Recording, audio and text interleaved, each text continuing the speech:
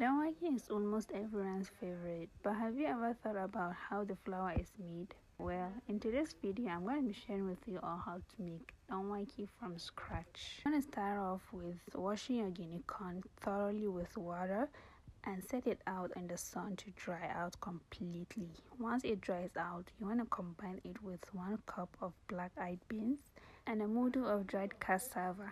Next, I took this to the commercial grinder to grind it for me since I don't have a butcher mix blender. After getting the flour, I added some Kuka to it. Mixed that very well. Then I went ahead to sift the powder. So now our danwake flour is ready. Next, I soaked some potash in some water and set it aside. Now let's make the danwake.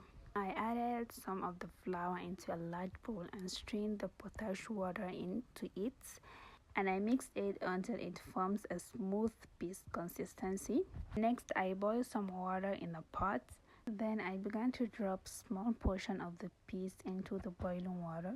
Once the danwake is cooked, I carefully remove them and transfer them immediately into a bowl of cold water. Now it's time to plate our danwake.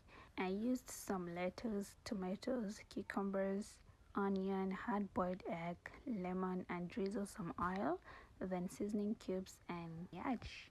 And there you have it.